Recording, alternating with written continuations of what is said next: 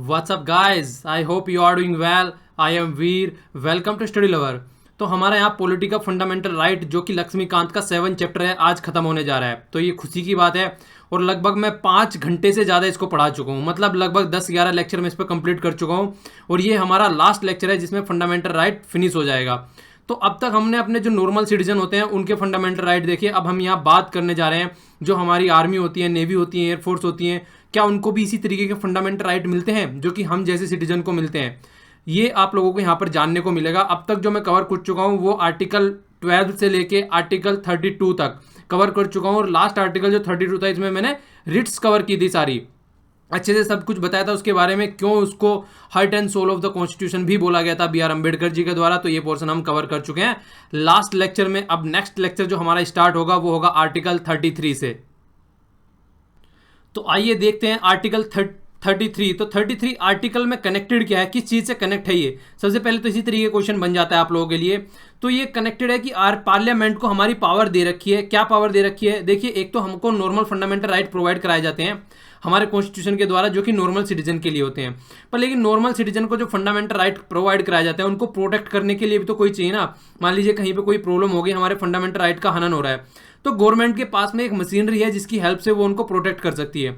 तो उस प्रोटेक्शन में कहीं ना कहीं है पार्ट जो होता है वो इनका भी होता है। आर्म फोर्स का आप लोग बोल सकते हैं, पैरामिलिट्री फोर्सेज बोल सकते हैं, पुलिस फोर्स बोल सकते हैं जो कि स्टेट के अंडर में रहती है, इंटेलिजेंस फोर्सेज बोल सकते हैं जो कि MHA के अंडर में रहती है।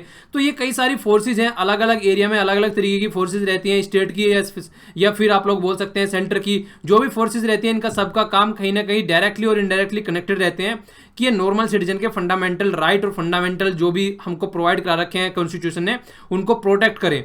पर लेकिन इनके फंडामेंटल राइट का क्या होगा? देखिए, इनको फंडामेंटल राइट इतने अवेलेबल नहीं है जितने कि हम लोगों को अवेलेबल हैं। तो इनके फंडामेंटल रिस्ट्रिक्ट किए जाते हैं। किसके द्वारा? पार्लियामेंट के द्वारा। पार्लियामेंट के द्वारा फंडामेंटल रिस्ट्रिक्ट किए जाते हैं क्योंकि अगर इनको भी इसी तरीके के फंडामेंटल राइट दिए गए, जो चाहे जहां पर वो बोल सकते हैं, जो चाहे जहां पर घूम सकते हैं, कहीं पर भी जाकर प्रोटेस्ट कर सकते हैं, तो फिर जो लॉ एंड ऑर्डर मेंटेन करने वाली सिचुएशन है वो कौन करेगा? तो इसीलिए यहां पर रिस्ट्रिक्ट किया गया है और ये आर्टिकल 33 में रखा गया है कि जो फोर्सेज होती हैं उनके फंडामेंटल राइट को रिस्ट्रिक्ट किया गया है। ऑब्जेक्टिव वही है कि इनकी ड्यूटी है कि मेंटेन रखना डिसिप्लिन सोसाइटी में या फिर किसी भी पर्टिकुलर एरिया में। तो अगर ये खुद ही फंडामेंटल राइट फॉलो करेंगे तो ये जो ड्यूटी है उसको नहीं कर पाएंगे। और सबसे बड़ी बात ये भी आती है जो आप लोगों को याद रखना है, इसमें बिल्कुल भी किसी भी तरीके से कोई भी कंफ्यूजन नहीं रखना है आप लोगों को कि देखिए जो लॉ मेकिंग पावर होती है इन सब चीज़ों से रिलेटेड वो किसके पास में है? वो है पार्लियामेंट के पास में हमारी, जिसमें लोकसभा, राज्यसभा और प्रेसिडेंट आते हैं, ना कि स्टेट के पास में। स्टेट के पास में ऐसी कोई भी पावर नहीं है। ओके, तो ये किसके पास में? पार्लियामेंट के पास में पावर है। और सबसे बड़ी बात यह है, अगर पार्लियामेंट इस तरीके का कोई लॉ बनाती है, parliament can not be challenge in any court. ठीक है, तो ये भी आप लोगों को याद रखना है। क्यों? क्योंकि देखिए जब लॉ एंड ऑर्डर बनाने वाली कंडीशन आती है, अगर उसको चैलेंज किया जाएगा तो पार्लियामेंट ढंग से वर्क नहीं कर पाएगी। अगर पार्लियामेंट ढंग से वर्क नहीं कर पाएगी तो कहीं पर हम लॉ एंड ऑर्डर नहीं बना पाएंगे। मान लीजिए कहीं पर भी कोई प्रोटेस्ट होना स्टार्ट हो गया, अभी कुछ दिनों पहले दार्जिलिंग वाले एरिया में प्रोटेस्ट चल रहा था स्टेट को लेकर, तो वहां पर अगर इस तरीके से प्रोटेस्ट चल रहा है और लॉ एंड ऑर्डर बनाने वाली बात आती है वहां पर, तो अगर पार्लियामेंट के हाथ में पावर नहीं है तो किस तरीके से कंडीशन वहां पर संभाली जाएगी? तो इसीलिए उनको कोर्ट में नहीं ले जा सकता। अगर कोर्ट में चली गई तो फिर ऐसा है, लॉ एंड ऑर्डर तो भूल ही जाइए। तो इसीलिए जो पार्लियामेंट है उसने कई सारे इस तरीके के एक्ट इनेक्ट किए हैं जिसकी हेल्प से इन सब चीज़ों को हैंडल किया जाता है। आर्मी के लिए अलग से है, नेवी के लिए अलग से है, एयरफोर्स, पुलिस फोर्स या फिर बॉर्डर सिक्योरिटी फोर्स जो BSF बोलते हैं उनके लिए, सबके लिए अलग अलग से है कि किस तरीके से उनके फंडामेंटल राइट और कितने लेवल के उनको फंडामेंटल राइट प्रोवाइड कराए गए हैं। तो देखिए, अगर आप लोगों से कभी भी इस तरीके से क्वेश्चन पूछा जाता है कि हमको ज़्यादा फंडामेंटल राइट अवेलेबल है, हमारी फोर्सेज जो होती है उनको ज़्यादा अवेलेबल है, तो हमारे फंडामेंटल राइट ज़्यादा अवेलेबल हैं और वो हमारे फंडामेंटल राइट को मेंटेन रखने के लिए ही उनके फंडामेंटल राइट्स कम किए गए हैं। तो ये आप लोगों को माइंड में क्लैरिटी रखनी है। देखिए, बहुत सारे क्वेश्चन तो कॉमन सेंस से सोल्व हो जाते हैं। अगर आप लोग थोड़ी सी कॉमन सेंस यूज करेंगे तो कई सारे क्वेश्चन तो वैसे ही निकाल के ले जाएंगे। तो दिमाग थोड़ा शांत रखिए, कभी भी कुछ पढ़ें या फिर कुछ सुने और जब क्वेश्चन सोल्व करें तो बिल्कुल ये सोचिए कि मतलब आपको मान लीजिए कुछ भी नहीं पता है, बस आपको एक बिल्कुल लेमैन की लैंग्वेज में क्वेश्चन को पढ़ेंगे ना, तो इतनी कॉमन सेंस यूज करके कम से कम 50% क्वेश्चन सोल्व हो जाता है। तो हमेशा शांत दिमाग रखिए, रटने की कोई भी कोशिश मत कीजिए। जो बताया जा रहा है उसको खुले दिमाग से सोचिए कि ये बोल क्या रहा है और इसका इंप्लीमेंटेशन कहां पे किया जा सकता है। तो इस तरीके से आप लोगों को अपनी पढ़ाई करनी है। अब ये कुछ जब ये यहाँ पर दे रखी है कुछ कंडीशन की कहाँ कहाँ पे इंपोज की जाती है रिस्ट्रिक्शन, तो कौन कौन सा एरिया है वो देखिए। फ्री स्पीच की बात आती है। कुछ दिनों पहले हम लोगों ने फेसबुक पर एक पोस्ट देखी थी जो कि एक जवान के द्वारा, BSF के जवान थे वो, उनके द्वारा पोस्ट की गई थी। उस पोस्ट में बोला गया था कि बहुत गंदा खाना प्रोवाइड कराया जाता है यहाँ पर। तो इस तरीके की पोस्ट जो है वो अलाउ नहीं है उनको करना, क्योंकि देखिए अगर इस तरीके की पोस्ट रहेगी तो कहीं ना कहीं आप लोग समझ सकते हैं कि किस तरीके से अंदर की बात है बाहर निकाल के आ जा सकती है। तो खाने के बारे में पोस्ट कर रहे हैं, कल को किसी चीज़ के और के बारे में भी पोस्ट किया जा सकता है। तो इसी तरीके से ये सारे जो राइट्स हैं वहाँ पे रिस्ट्रिक्टेड रहते हैं। तो एसोसिएशन का या फिर फ्री स्पीच का या फिर ट्रेड यूनियन या पॉलिटिकल यूनियन के मेंबर भी नहीं हो सकते हैं, कम्युनिकेट नहीं कर सकते हैं प्रेस के साथ में, प्रेस को बता दें सारी अंडर की बातें जो भी हैं। क्योंकि देखिए मैक्सिमम जिस तरीके से यहाँ पे सर्जिकल स्ट्राइक हुई थी अभी कुछ दिनों पहले, तो ऑपरेशंस ऐसे होते हैं कि उनको बहुत सिक्योर पॉइंट ऑफ व्यू से एग्जीक्यूट किया जाता है। तो अगर यहाँ पर उनको अगर बहुत से ऐसे कैंडिडेट रहते हैं, मतलब एक तरीके से आप लोग बोल सकते हैं कि मन मचले टाइप के होते हैं कि मतलब कुछ भी किसी के टाइम पे कुछ भी बोल देते हैं, ठीक है। तो ये नहीं है कि सब एक ही तरीके के इंसान होते हैं, किसी के माइंड में कुछ चल रहा होता है, किसी के माइंड में कुछ चल रहा होता है। तो इसलिए कुछ ऐसे भी होंगे उनमें जो कुछ भी मुंह उठा के कुछ भी बोल देंगे प्रेस के सामने, तो अंदर की बातें बाहर आ सकती हैं बहुत ज़्यादा। तो इसीलिए कहीं ना कहीं वैसे तो नॉर्मली देखिए सबको ट्रेन किया जाता है अच्छे लेवल पे, पर फिर भी जिस तरीके से केसेस हम लोगों के सामने आते रहते हैं, हम लोग कई बार इस तरह के केसेस देखते हैं, कई बार खाने से रिलेटेड, कपड़े से रिलेटेड या कुछ और सिचुएशन भी खराब हो जाती है वहां पर अंदर, तो वो बातें बाहर निकल कर आ जाती है, जबकि वो बातें नहीं आनी चाहिए। और आर्मी का जो एडमिनिस्ट्रेशन है उनको अपने आप से ही चीज़ों को ठीक करना चाहिए, ना कि वो पब्लिक में बाहर आए। उसके आने से और भी कई सारी चीज़ें होती है। देखिए आर्मी का नाम जब भी आता है हमारे यहाँ पर तो एक रेस्पेक्ट निकल के आती है हमारे मन से।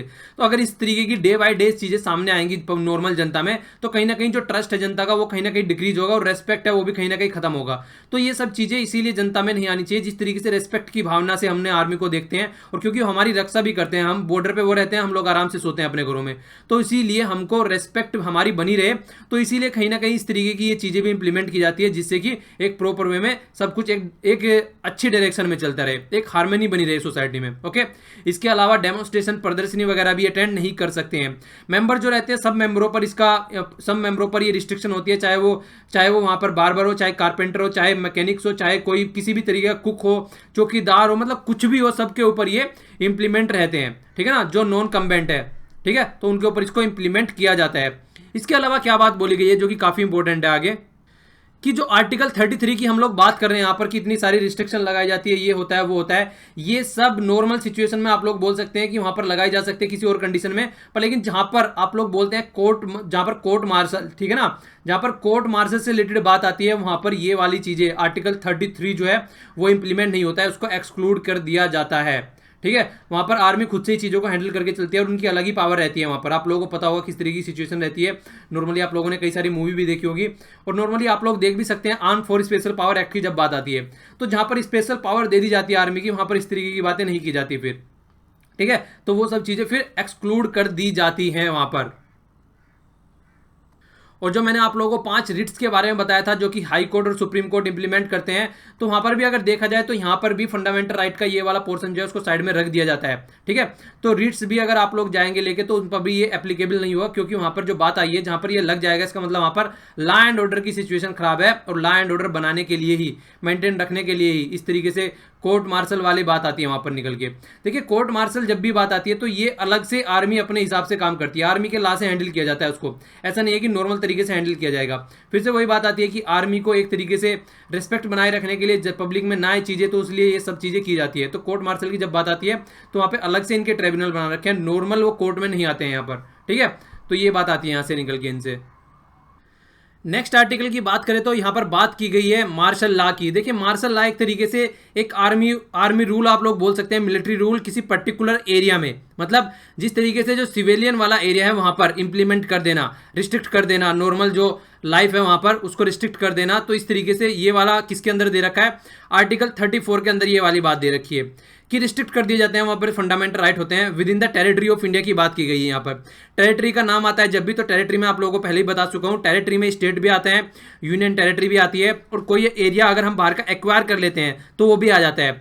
तो अगर यूनियन कहीं पर बोला जाए और कंपेयर टू टेरिटरी की बात आए कहीं पर, तो इस तरीके से टेरिटरी वाली बात जब आती है वो ज्यादा एक तरीके से बड़ा स्कोप होता है अगर हम बोले कि यूनियन ऑफ इंडिया, ठीक है ना। तो ये आप लोगों को याद रखना है, इससे भी रिलेटेड कई बार क्वेश्चन पूछा जा चुका है। तो इसको टेरिटरी ऑफ इंडिया में इंप्लीमेंट किया जाएगा, तो फंडामेंटल राइट वहां पर रिस्ट्रिक्ट कर दिए जाएंगे। पार्लियामेंट देखिए किसी भी तरीके से इसको इंप्लीमेंट कर सकती है, ये सब कुछ बातें पार्लियामेंट के अंडर में आती है, पार्लियामेंट इसको किस तरीके से टैकल करना चाहे। और पार्लियामेंट अगर कोई बनाती है लॉ तो तब भी यही बात निकल के आती है कि कोई भी कोर्ट में नहीं जा सकता है, ठीक है। यहाँ पर भी सिमिलर बात निकल के आती है कि कोर्ट में नहीं जाएगा कि हमारे फंडामेंटल राइट का हनन हो रहा है, ठीक है। इसके अलावा देखिए जो कॉन्सेप्ट है ये मार्शल लॉ का वो कहां से निकल के आया, वो इंग्लिश कॉमन लॉ, मतलब ब्रिटेन से निकल के आया, ये ब्रिटेन से निकल के आया मार्शल लॉ का कॉन्सेप्ट, जो कि यहाँ पर रखा गया है। पर लेकिन इंडियन कॉन्स्टिट्यूशन में इसको रखा तो गया, पर इसको डिफाइन नहीं किया गया है। देखिए ये क्रिटिसिज्म भी होता है हमारे कॉन्स्टिट्यूशन का, बहुत सारी बातें हमारे कॉन्स्टिट्यूशन में रखी गई हैं पर उसको डिफाइन नहीं किया है। डिफाइन करने के लिए पार्लियामेंट के ऊपर बात छोड़ दी गई है कि आप इसको टाइम टू टाइम अपने हिसाब से डिफाइन करो। तो इसी के बाद में अगर जब हम आगे चल के देखेंगे तो हमारे कॉन्स्टिट्यूशन का क्रिटिसिज्म भी होता है कि कई सारी बातें, माइनॉरिटी हो गई, इस तरीके से बहुत सारे वर्ड हमने रख रखे हैं कॉन्स्टिट्यूशन में, पर लेकिन उनको डिफाइन नहीं किया है। पर उनको डिफाइन नहीं करने की वजह से ही कई बार ऐसी लूप होल कंडीशंस निकल के आती है जिसके साथ में हमारे कॉन्स्टिट्यूशन का गलत उपयोग भी हो जाता है। कई बार सोसाइटी में ऐसे कंपोनेंट है, ऐसे तत्व हैं सोसाइटी में जो कि उसका गलत यूज कर लेते हैं। ठीक है, फिर यहाँ पर ये डिफाइन करने की कोशिश कर रहे हैं मिलिट्री को कि मिलिट्री रूल होता क्या है। तो जब सिविलियन एडमिनिस्ट्रेशन काम करना बंद कर दे, ढंग से वो काम नहीं कर पाता है, तो तब चल के यहाँ पर मिलिट्री रूल की बात आती है।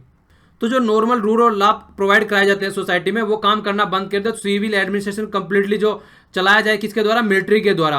तो उस टाइम पर जो लॉ लगाया जाएगा, उस टाइम पर जो रूल होगा उसको मिलिट्री रूल, आप लोगों ने कई बार नाम भी सुना होगा। ठीक है, तो लॉ एंड ऑर्डर की सिचुएशन को संभालने के लिए मैक्सिमम आप लोगों ने एरिया सुने होंगे, जिस तरीके से जम्मू एंड कश्मीर में कई बार आप लोगों को सुनने को मिलता होगा, या फिर नॉर्थ ईस्ट वाले एरिया में भी कई बार आप लोगों को सुनने को मिलता होगा। तो ये यही वाले एरिया है जहाँ पर पर्टिकुलर इसका यूज किया जाता है कई बार। तो आप लोगों के माइंड में इन्फॉर्मेशन होनी चाहिए इससे रिलेटेड। तो आर्टिकल 33 और आर्टिकल 34 में आप लोगों के लिए इन्फॉर्मेशन थी, जो कि हमारे मिलिट्री, आर्मी और दूसरी फोर्सेज से रिलेटेड थी। आगे इसका ही कई डायमेंशन में बातें की गई है, इसी से रिलेटेड आर्टिकल 34 से बारे में बात की गई है कि आर्टिकल 34 के तहत जब किसी टेरिटरी में, किसी एरिया में ये मार्शल लॉ डिक्लेयर कर दिया जाता है, तो उस टाइम पर वो ऐसी नॉर्मल कोई सिचुएशन नहीं होगी कि नॉर्मल सिचुएशन में उसको डिक्लेयर किया जाएगा। नॉर्मल सिचुएशन में हमारा सिविल एडमिनिस्ट्रेशन ही काम करेगा, IAS ऑफिसर, IPS ऑफिसर जो या इंडियन रेवेन्यू सर्विसेज, जो भी हमारी नॉर्मल सर्विसेज होती है जिनको हम सिविल सर्विस बोलते हैं, तो वही काम करेंगे।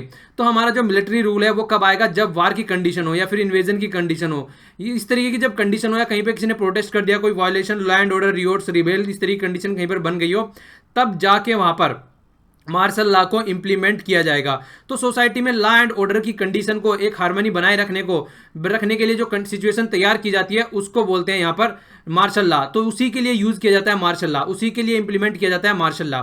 तो मार्शल लॉ कभी भी नॉर्मल सिचुएशन में इंप्लीमेंट नहीं किया जाएगा, ये आप लोगों को याद रखना है। ओके, तो हमेशा एक्स्ट्रा ऑर्डिनरी कुछ ना कुछ सिचुएशन होगी जिसमें मार्शल लॉ इंप्लीमेंट किया जाएगा। और मार्शल लॉ जब इंप्लीमेंट किया जाता है तो क्या होता है, इतनी ज़्यादा पावर दे दी जाती है इनको, आर्मी वालों को, जिसकी कुछ हद नहीं है। मतलब किसी को भी, मतलब सबसे बड़ी बात होती है किसी भी हद तक जाकर ये लॉ एंड ऑर्डर की सिचुएशन को मेंटेन रखने की बात करते हैं। पर लेकिन ये पहले तो किसी भी हद तक थी, पर लेकिन सुप्रीम कोर्ट ने बोला कि किसी भी हद तक जाइए, पर लेकिन जो हैबिस कॉर्पस है उसको आप लोगों को खत्म नहीं करना है। मतलब बात क्या आती है निकल के, हैबिस कॉर्पस के अंदर है क्या, तो मीनिंग भी मैंने आप लोगों को बताया था उस टाइम पे जब पढ़ा रहा था। तो टू हैव ए बॉडी, मतलब जो हमारी बॉडी है उससे रिलेटेड था कि हमको अपनी बॉडी का तो कम से कम प्रोटेक्शन किया जाए। कोई ऐसा नहीं है कि उठा के कभी भी गोली मार दे हमको। तो यहाँ पर बोला गया था कि किसी को भी डेथ भी दे सकते हैं, ठीक है, पर लेकिन यहाँ पर ऐसा नहीं है। सुप्रीम कोर्ट ने बाद में बोला ऐसा आप लोग नहीं कर सकते हैं, ठीक है। तो इसको बोलता है कि इप्सको फैक्टो, ठीक है, तो इसका वेरी फैक्ट होता है, इसका मतलब नॉर्मल अगर देखा जाए तो ऐसा आप लोग नहीं कर सकते। ओके, तो क्लियर लाइन लिखी हुई है कि डिक्लेरेशन कर दिया जाता है अगर मार्शल लॉ का, तो ऐसा नहीं है कि जो हमारी हैबिस कॉर्पस है उसको हम लोग सस्पेंड कर देंगे, वो मेंटेन रहेगी यहां पर। अब आगे क्या बोली गई है, आगे फिर बोला गया आर्टिकल 35 के बारे में कि क्या है इसका इफेक्ट, क्या है क्राइटेरिया, क्या है फंडामेंटल राइट के बारे में अगर बात की जाती है। कई बार क्या होता है इससे रिलेटेड कि जब भी लॉ बनाने की बात आती है कोई भी आर्मी से, मिलिट्री से या इस तरीके का, जो कि देखिए सबसे पहले आप लोगों को एक बात याद रखनी है, जहां पे भी बात आती है ना, कई सारे आप लोगों को मैं पहले बता चुका हूं 3 लिस्ट के बारे में। एक तो होती है सेंट्रल लिस्ट, एक होती है स्टेट लिस्ट, एक होती है कंकरेंट लिस्ट। तो सेंट्रल लिस्ट में सेंट्रल लॉ बनाएगा, स्टेट लिस्ट में स्टेट लॉ बनाएगा, और कंकरेंट लिस्ट में दोनों लॉ बना सकते हैं। तो कंकरेंट, अगर आप सेंट्रल लिस्ट की बात करें तो सारे ऐसे वहां पर मैक्सिमम सब्जेक्ट मिलेंगे। अगर आप 2-3 बार लिस्ट को पढ़ लेंगे तो फिर आप डिफाइन कर सकते हैं कुछ सब्जेक्ट को छोड़कर आसानी से कि ये सेंटर का होगा या स्टेट का होगा। जिस तरीके से मिलिट्री ले लीजिए, ठीक है, कम्युनिकेशन ले लीजिए, इस तरीके की जो चीजें होती हैं, सिक्योरिटी ले लीजिए, अगर आप लोग पूरी कंट्री की बात करें तो जो इस तरीके की चीजें होती है सेंटर के हाथ में ही आएगी। तो जब इनसे रिलेटेड कोई लॉ बनाने की बात करेंगे तो नॉर्मल सी कॉमन सेंस आदमी यूज करके आंसर दे सकता है कि पार्लियामेंट ही वर्ड वहां पे यूज किया जाएगा, स्टेट लेजिस्लेटिव यूज नहीं किया जाएगा। स्टेट लेजिस्लेटिव के हाथ में पावर नहीं है। क्यों? क्योंकि देखिए स्टेट है, मान लीजिए आप लोगों को अगर बोला जाए कि कोई स्टेट है पर्टिकुलर, आप किसी भी एक स्टेट का एग्जांपल लेके, नाम लेके अगर बोलेंगे कि ये वाला स्टेट हो गया, जैसे यहाँ पर देखिए मान लीजिए मध्य प्रदेश हो गया बीच में, मध्य प्रदेश गवर्नमेंट ने कोई लॉ बनाया तो मध्य प्रदेश की बाउंड्री के अंदर ही उसको इंप्लीमेंट किया जाएगा। अब ये थोड़ी ना कि मध्य प्रदेश कोई लॉ बना रहा है उसको जाके आप तेलंगाना में इंप्लीमेंट कर दोगे।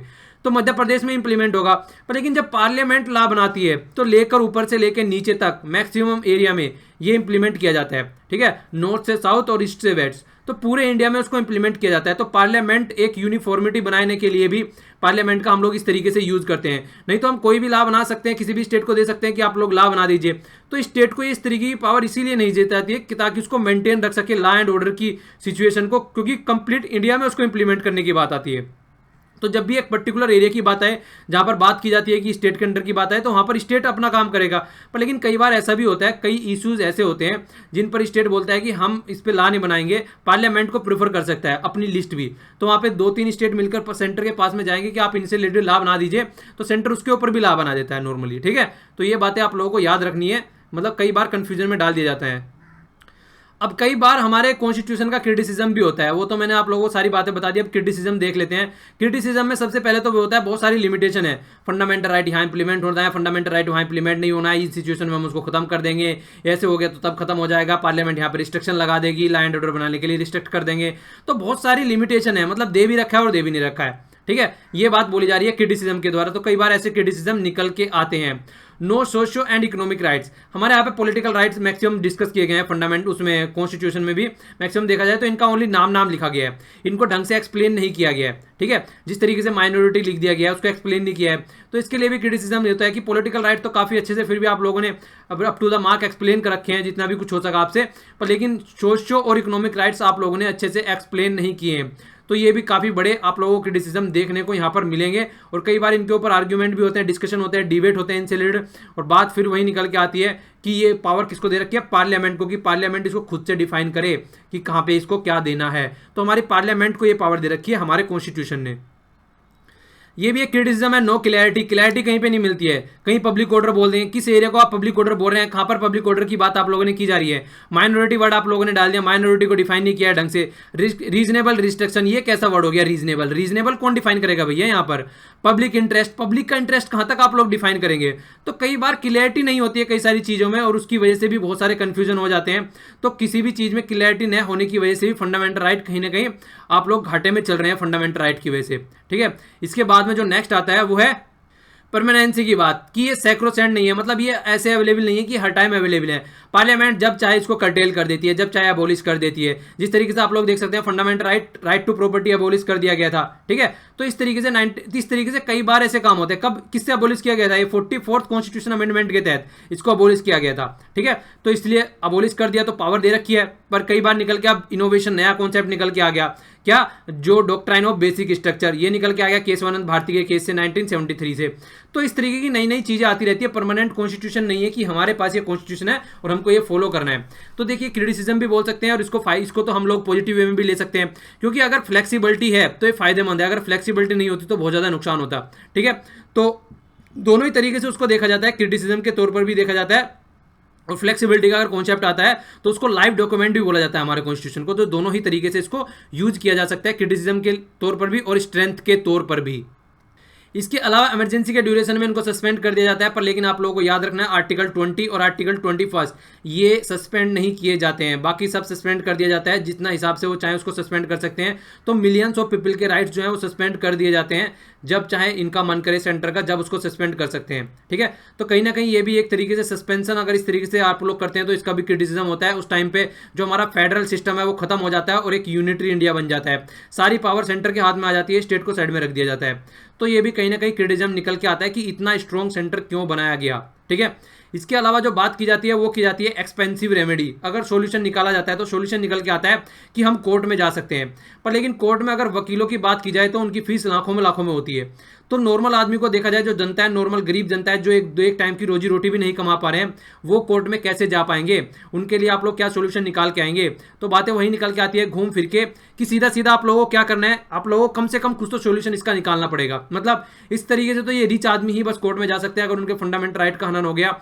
गरीब जो आदमी है वो पता नहीं कितने फंडामेंटल राइट उनके हनन होते हैं, किस किस डायरेक्शन में हनन होते हैं, उनके पास में इतना पैसा ही नहीं है कि वो जाकर कोर्ट का दरवाजा खटखटा सके। इसके ऊपर बहुत सारा डिबेट हो चुका है, बहुत सारे आर्टिकल भी आते रहते हैं न्यूज़पेपर में इससे रिलेटेड कि क्यों ऐसा हो रहा है हमारी सोसाइटी में। तो कई सारी इसके सॉल्यूशन भी निकालने की कोशिश की जाती है बार बार, पर लेकिन अब तक सॉल्यूशन नहीं निकल पा रहा है। क्यों? क्योंकि जिस तरीके से देखा जाए सॉल्यूशन निकालने वाले जो बैठे हैं कहीं ना कहीं उन्हीं की जेब गर्म होती है इससे, ठीक है। तो इसीलिए कहीं ना कहीं जब भी बात आती है, देखिए जब इस तरीके से सिचुएशन आती है निकल के, तो जब पार्लियामेंट के हम लोग देखते हैं कि पार्लियामेंट में जब पैसे बढ़ाने की बात आती है, जो मेंबर ऑफ पार्लियामेंट आप लोग बोल सकते हैं या फिर मेंबर ऑफ लेजिस्लेटिव असेंबली, तो उसका अपोज कोई नहीं करता है, उसका अपोज करता हुआ आपको कोई नहीं दिखता है। रीजन यही है कि बनाने वाले भी वही है और इंप्लीमेंट करने वाले भी वही है, तो अपोज क्यों करेंगे, फायदा तो उन्हीं को हो रहा है ना। तो इसीलिए ये बोला जाता है, कई बार क्रिटिसिज्म इस तरीके के भी निकल कर आते हैं यहाँ पर। तो इसी तरीके से बात की जाती है यहाँ पे प्रिवेंटिव डिटेंशन की, तो यहाँ पर एक लाइन काफी अच्छी बोली गई है कि कॉन्स्टिट्यूशन में कहीं ना कहीं इस तरीके से देखने को मिलता है कि स्टेट के हाथ में ज्यादा पावर है, more with the rights of state against the individual, मतलब इंडिविजुअल के राइट हनन करने का ज्यादा पावर दे रखी है स्टेट को एज कंपेयर टू इंडिविजुअल के राइट्स अगेंस्ट द स्टेट। मतलब जो इंडिविजुअल है, एक साइड में इंडिविजुअल हो गया, एक साइड में स्टेट हो गया, तो स्टेट को ज्यादा पावर दे रखी है इंडिविजुअल के राइट हनन करने की एज कंपेयर टू इंडिविजुअल के राइट ज्यादा है स्टेट के द्वारा कम इंप्लीमेंट करने के। तो कहीं ना कहीं ज्यादा पावर स्टेट को दे रखी है, स्टेट जब चाहे लॉ एंड ऑर्डर का नाम लेकर किसी भी चीज को साइड में रख देता है, और इसीलिए कहीं ना कहीं ये डेमोक्रेसी के बारे में भी सोचने के लिए मजबूर कर देता है कि जिस तरीके से इतनी पावर अगर दे रखी है तो कुछ तो ऐसा सोल्यूशन निकलना चाहिए कि देखिए लॉ एंड ऑर्डर का तो कभी भी हवाला देके ये काम किया जा सकता है, ठीक है। तो एक क्रिटिसिज्म निकल के आता है और कई सारे कॉन्स्टिट्यूशन ऐसे हैं, फॉरेनर जो कॉन्स्टिट्यूशन निर्माता हैं और कॉन्स्टिट्यूशन एक्सपर्ट हैं, उन्होंने भी इसके बारे में काफ़ी बातें बोली हैं कि इस तरीके से जो ये सारी क्रिटिसिज्म मैं दे रहा हूँ, तो ये सारे क्रिटिसिज्म जो हैं ये बहुत ही अच्छी अच्छी एमिनेंट पर्सनैलिटी के द्वारा दिए गए हैं, ठीक है, कि इस तरीके का भी देखने को मिलता है हमारे यहाँ पर। और इंडिया के अलावा ये बात भी बोल रहे हैं कि कोई भी डेमोक्रेसी ऐसी वर्ल्ड में नहीं है जिसने इसको इंटीग्रल पार्ट बनाया हो कॉन्स्टिट्यूशन का, जो कि हमारी कंट्री में बना रखा है। ये आगे क्या बोला है कि नो कंसिस्टेंट फिलोसफी, कोई एक पर्टिकुलर फिलोसफी नहीं है कि इसके बेस पे हमारा कॉन्स्टिट्यूशन चलता है, कहीं से कुछ उठा रखा है, कहीं से कुछ उठा रखा है। तो देखिए क्रिटिसिज्म करने वाले तो अपने हिसाब से क्रिटिसिज्म करेंगे, पर हमारा जो कॉन्स्टिट्यूशन है वो बेस्ट कॉन्स्टिट्यूशन है वर्ल्ड का, ये हम लोगों को याद रखना है, ठीक है। जिसको जो बोलना है वो बोलता रहे, हमको अपने बारे में पता है कि हमारा कॉन्स्टिट्यूशन बेस्ट कॉन्स्टिट्यूशन है वर्ल्ड का, क्योंकि जिस तरीके से हमारे यहाँ पर इतने सारे रिलीजन है, इतनी सारी कास्ट है, इतने सारे आप लोग मतलब बोल सकते हैं अलग अलग सेक्ट है सोसाइटी के, जमीन के एरिया में भी बदले हुए हैं कि ये हमारी जमीन हो गई, ये तुम्हारी जमीन हो गई, उसके बेस पर इतनी सारी चीजें होते हुए भी, इतनी हिट्रोजीनियस सोसाइटी होते हुए भी हमारी कंट्री आज तक प्रॉपर वे में चली जा रही है, एक डायरेक्शन में चली जा रही है और हम प्रोग्रेस कर रहे हैं, इकोनॉमी भी अच्छी चल रही है, सब कुछ एक अच्छे लेवल पर चल रहा है। इतना कुछ होते हुए भी तो ये हमारे कॉन्स्टिट्यूशन की वजह से ही हो पा रहा है। तो हमारा कॉन्स्टिट्यूशन वर्ल्ड का बेस्ट कॉन्स्टिट्यूशन है। तो ये फंडामेंटल राइट चैप्टर हमारा खत्म हो चुका है, जो कि 7 चैप्टर था लक्ष्मीकांत का। अब इसके बाद में मैं कोशिश करूंगा कि कुछ क्वेश्चन डिस्कस कर लिए जाए, जितना भी पोर्शन हम अब तक कवर कर चुके हैं उसमें से बीच बीच में से क्वेश्चन मैं उठाऊंगा। तो आपको कोशिश कीजिए कि सारे लेक्चर सुनिए और रिविजन करके आइए। अब आपको ये पीडीएफ कंप्लीट पीडीएफ आप लोगों को मिल जाएगी, कहाँ पर, ये फेसबुक पर पेज है, यहाँ पर भी मिल जाएगी और यहाँ पर दोनों जगह आप लोगों को कंप्लीट पीडीएफ मिल जाएगी, जो कि आप लोग काफी दिनों से इसके बारे में पूछ रहे थे कि सर पीडीएफ दे दीजिए। अभी आप लोगों के लिए अवेलेबल होगी वहाँ पर। आप लोग क्या करना है, इसको शेयर कर दीजिएगा जिससे कि दूसरों को भी फायदा हो सके। तो शेयर जरूर कीजिएगा पीडीएफ को, जिससे कि दूसरों तक भी चीजें पहुंचाई जा सके। और अपने आसपास सफाई रखिए। और लेक्चर पसंद आता है तो लाइक किया कीजिए, नहीं पसंद आता है तो डिसलाइक किया कीजिए और फिर बताया भी कीजिए कि क्यों डिसलाइक किया है। ओके, और देखिए अब जितनी भी ज़्यादा आप लोग प्रैक्टिस करके चलेंगे ना साथ में, उतना ही ज़्यादा बेनिफिशियल है। तो साथ साथ में आप लोगों को प्रैक्टिस भी करनी है। पढ़ाई अपनी जगह पर प्रैक्टिस भी है। प्रैक्टिस जब तक नहीं करेंगे, जब तक आपके माइंड में चीज़ें सेट नहीं हो पाएंगी, पढ़ाया हुआ सब कुछ भूल जाएंगे। तो प्रैक्टिस और रिवीजन दोनों को साथ में लेकर आप लोगों को चलना है, अगर अपनी पढ़ाई को अच्छे लेवल पर लेके जाना है। तो बाकी जितना मेरे से होगा मैं करता ही रहूँगा। बीच बीच में आप लोगों से जैसे क्वेश्चन की कोई वीडियो लेके आ गया, आप लोगों का रिविजन करा दिया। बाकी आप लोगों को भी रिविजन करना है, ठीक है। आधे आधे घंटे की 20-20, 25-25 मिनट की वीडियो होती है, बैठ के आप लोग आराम से देख सकते हैं, उसको रिवाइज कर सकते हैं। कभी भी जाते हुए कहीं पर आप लोग मान लीजिए घूमने जा रहे हैं रास्ते में, या फिर कहीं भी कुछ भी जा रहे हैं, कोचिंग कॉलेज या फिर कंपनी कहीं भी अपना जॉब कर रहे हैं वहां जा रहे हैं, तो रास्ते में सुन सकते हैं एक वीडियो आराम से बैठकर, ठीक है। तो इस तरीके से एंजॉय कीजिए और शेयर कीजिए चीजों को, ताकि दूसरों को भी फायदा हो सके। हमारा कॉन्स्टिट्यूशन है, हमारा फर्ज बनता है कि हम दूसरों तक भी इसको शेयर करें और अपनी सोसाइटी को एक अच्छी और प्रोडक्टिव सोसाइटी बनाएं। तो आज के लिए इतना ही। अब फिर मिलूंगा नेक्स्ट चैप्टर में, जो कि नेक्स्ट चैप्टर देखते हैं आप कौन सा निकल के आता है। डीपीएसपी है वैसे, directive principle of state policy, तो उसको हम लोग अच्छे से कवर करेंगे। उससे पहले मैं कोशिश करूंगा कि एक क्वेश्चन की वीडियो लेके आऊं आपको सामने, जिससे कि आपके कॉन्सेप्ट क्लियर हो जाए और क्वेश्चन डिस्कस करें हम लोग। बाकी और कुछ सजेशन आप लोग देना चाहते हैं तो नीचे कमेंट बॉक्स में जरूर लिखिएगा। You are most welcome. तो thanks a lot for listening. जय हिंद।